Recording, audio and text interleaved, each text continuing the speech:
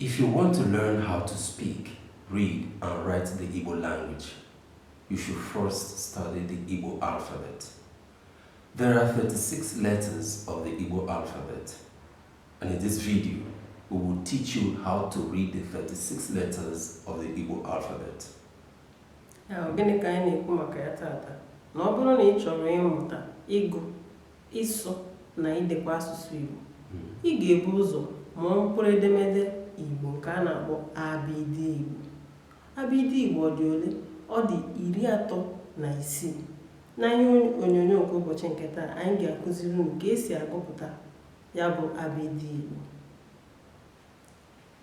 N'ịgụpụtara unu abịdị Igbo, aga m eji nwayọọ nwayọọ na-agụpụta ya ka o wee kwe gị ịghọta na ịmụta.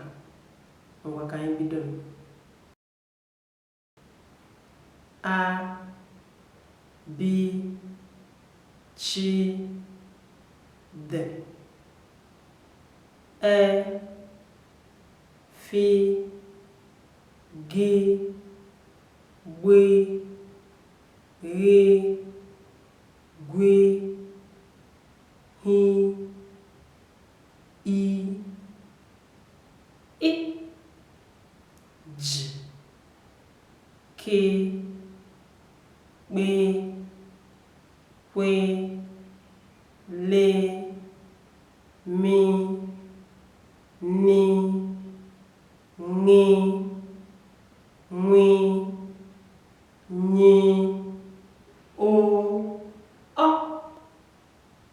P, R, S, Sh, T, U, O, V, W, Y, Z. Ihe ndị a bụ abịdị enwere n'ala Igbo. Ama m na ịmụtara ihe n'ụbọchị nke taa. Ụwa ka emesịa.